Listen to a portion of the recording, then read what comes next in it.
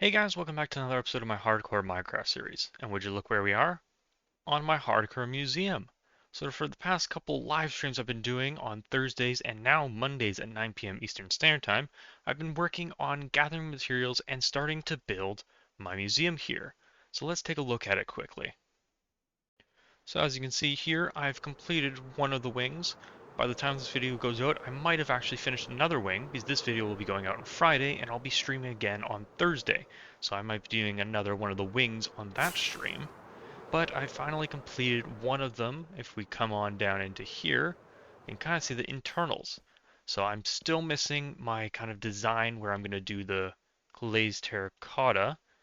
It might lag a little bit with everything loaded, but you can see I got different designs.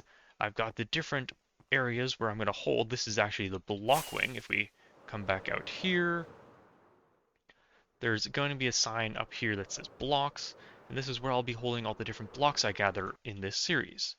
So I'm going to be working a little bit more on this. I've got some mistakes I've got to fix up. We've got the center bit here, and then we got like the passive mobs, hostile mobs, and then all the remaining items that aren't listed in this area. So I've got plenty to work on. Lots of mobs. This turned into quite the mob spawner in the last live stream, but I fixed that all now. And in order to get all this stuff, I had to make some changes to my farms and other things in my Spire. So let's check that out quickly.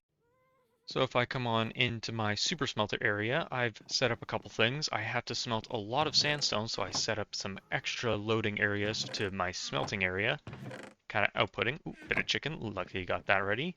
And to get a lot of the smelting, I need a lot of lava, and constantly going back and forth through the nether to scoop up a bunch was just taking too long, so I set up this nice little lava farm here. So you got lava above, a block, and then the pointed dripstone, and it just endlessly generates lava in here. So I've got a lot stored away for the next time I need it, of just lava that I can set up in all these furnaces. What am I cooking out now? This one's just leftover and a bit more chicken cooking away. So I set this up so I could smelt all that because in my first live stream when I was building my mega museum, I made the mistake of gathering only the regular sandstone even though I built with the smooth sandstone.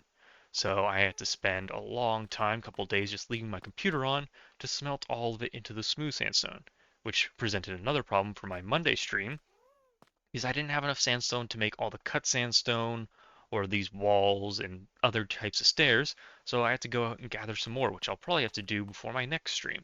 But one more thing, if we come up a couple more layers, I think it's up into here, fly up a little bit, there we go. Need a much better way of getting around. I've set up a couple of sheep in little sheep farms. So if we hop around to the back, let's see if I can get around this side. So all it is underneath here is an observer, and it's checking to see when the state of the grass changes. So if we can see this guy, he might eat some pretty soon. Once they eat the grass and it turns to dirt, it sends a signal up to this redstone, which triggers this dispenser, which is full, let's see if I can get a click on it, of all these shears. And then I've got plenty more backup. So once one of these breaks, I can restore it. You can see here, shears, and then it sends it, and then I've got a hopper minecart running back and forth, gathering all of this wool up. So originally I had just 3 white sheep, but then I realized I need dark gray and light gray for the build itself in the form of carpets for a lot of spawn proofing and decoration. So I switched it over, so now I'm getting light gray and then the dark gray in here as well as a little bit backup chest just in case. So anytime I'm spent in this kind of area with this loaded, I'm getting lots and lots of wool kind of collected from here. Now, collecting these guys was a little bit of a pain because how high up in this area it is. So what I did is I grabbed my Happy Ghast, attached a boat to them, and I found some of them, ooh, zoomed in really far, just a couple sheep over there, and I used the boat to slowly and painfully drag them up here. I did one of them in my live streams, and the other two I did off camera because it was just very boring to watch. So now we've got infinite wool for this project and any in the future. So to continue on the theme of building, we're going to be doing something over here. As you can see, I've had this kind of grass path, used to be dirt, but it's been here so long the grass has made its way over. So what we're going to do today is we're going to replace it with a proper bridge. Now I know I have my elytra now, and I don't really need it, but it's kind of become a staple of my world. I used it so much early game that I want to kind of preserve it, but in a much nicer way. So I'm going to hop over into a creative world, kind of copy of this, to design a nice little bridge connecting over here to over to my village. So let's get to that. Alright, so I'm here in a little bit of a testing world where I use for like getting the shape of things right, where I kind of planned where my museum's going to go and other things like that. So I want to get this bridge fixed up. Even though I have an elytra now and I'll never need to use it, I think it'll really just connect up the world, especially when I start doing more builds down here on this side of the world. So first thing I'm going to go is open up Axiom and using the path tool. So I want it to connect from around up here to around down here. So this is just going to be a line straight between the two. What I want to go is to catenary, which gives it a little bit of a curve. Oh, don't want to do that. I want to get a good angle of this on the side. It has this kind of thing called slack, where it kind of drops it down depending on how much slack you give it. So I don't want it to be too flat, but I also don't want it to be hanging down too much because it wants to be a little bit of tension in it. I think this works good, so let's paste it in and take a look from different angles because that's the most important part. I want it to look good. It's not really useful. It might be helpful if I need to transport stuff from over here to here, but I can always just take it the long way around. So we're gonna get a couple angles on it from here. So I've got the point here, so these ones won't be used down here. They'll just come straight into here. It'll be a couple blocks thick, probably like at least 3, have kind of guardrails on each side. And then we come up, it's going to have slabs or stairs to make the incline easier. And then this is kind of the outskirts of the village. I think the first house is around here. So it'll just come around the curve and won't kind of intersect too much. I'm doing it in this world, so I know exactly how to build it. So I know I already have an entire episode in my Book to Block series where I designed a bunch of different bridges for that kind of world. So I'm stealing my kind of rope bridge idea and just reusing it here. But I need to kind of get the shape and the kind of like area where it is going to be in this world because that depends on like the angle it's going at. Because as you can see, this one, it's not a perfect 45, it's just like slightly. So it's like a 40-degree angle on its side, which makes things more difficult for me, but that makes the challenge of the build a little bit more fun. So let's change this kind of stone path into the bridge. So I'm over here in my Book to Block world. There's my huge mountain range. Inside there is all my builds, but out here is kind of my testing world where I design different things and prep them for the world and just other building ideas. Here is my big kind of rope bridge that I first designed. As you can see, it is on a slight angle. My one I'll be building is slightly further over. But I just wanted to show what the idea came from. I originally have these two mountains I built up side by side just to show off how the slack can kind of be worked into it. So I'm going to do a very similar idea where it's going to be, well, 3 blocks across, and then instead of using these guys, the fences, I'm probably going to try a different technique that I came up with when I was doing a live stream. One of my viewers suggested that maybe I could try using the hanging signs. So if you replace these, you can place them like this. Oh, I'm on replace mode. So you want to have it on the side. It's not letting me place it. Why not? Maybe it needs a block on the side. So I'm going to have to make sure that it can work like this. And then you can remove. And then you can have things like on top like this or carpets. And it kind of feels like a guardrail. And it also acts as one too because you can't actually pass through these. So that's the design I'm going to go for. So let's get into designing and then we'll bring it over into my hardcore world and build it for real.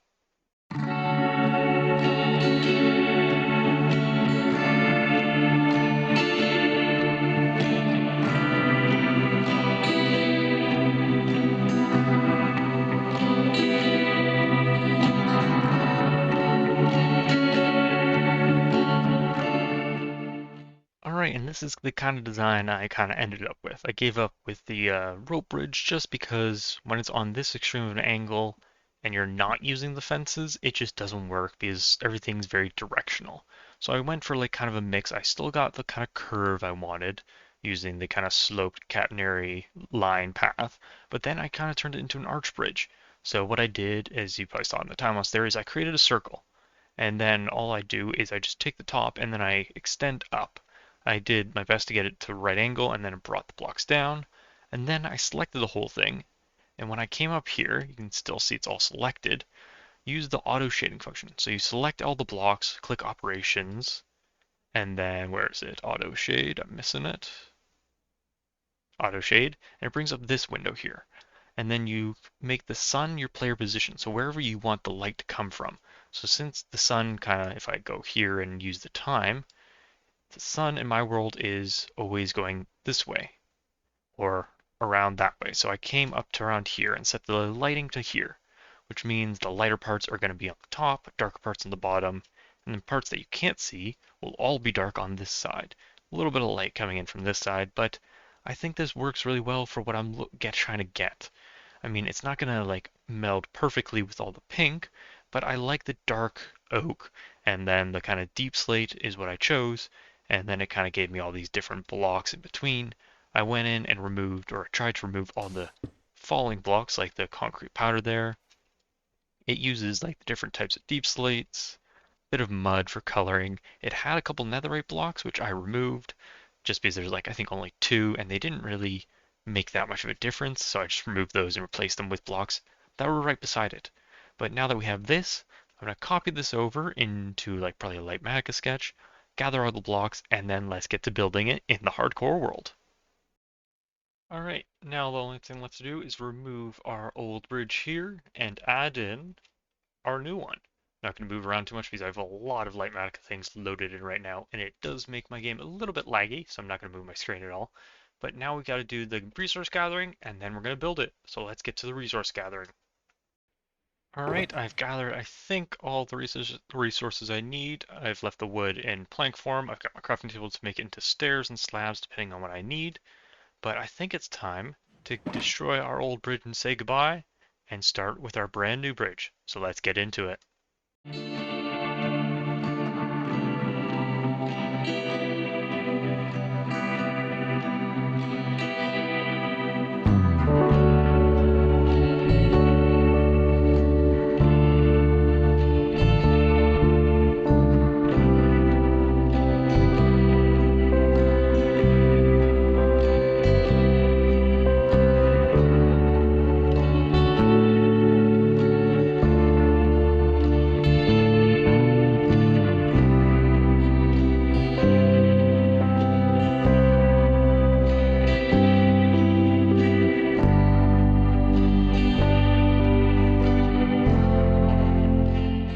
And here is the bridge, so all nicely done up with all the lighting of the shading and everything.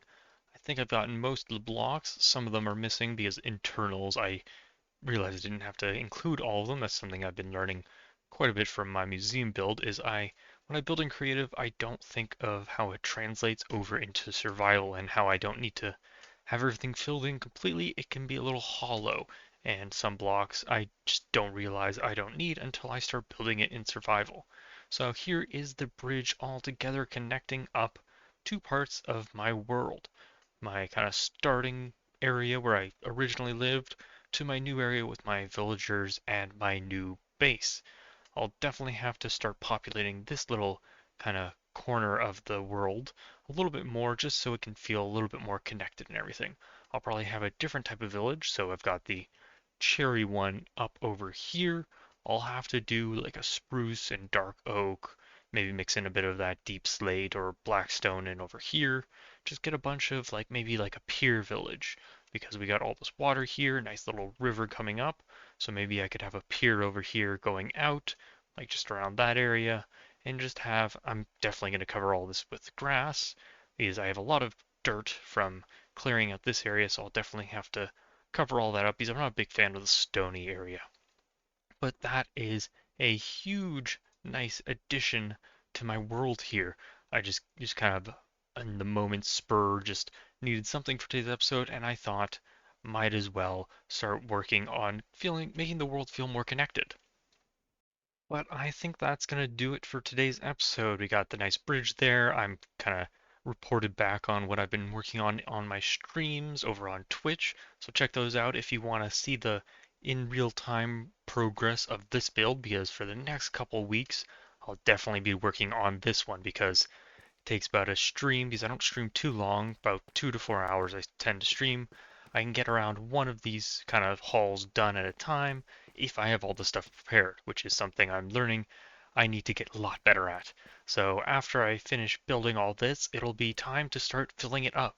So those will also be streams of kind of gathering all the passive hostile mobs and then all the blocks and all that fun stuff. So if that kind of interests you, go over and check my Twitch over at the_perma_frost. Over on Twitch, I stream right now every Thursday at 9 p.m. Eastern. You can check out my schedule over on Twitch. I'll try and keep that updated. So if you ever want to catch a stream late at night, go over and check those out. But I think that's enough for today's episode. So if you enjoyed, please leave a like and subscribe for more episodes coming soon. Until next time.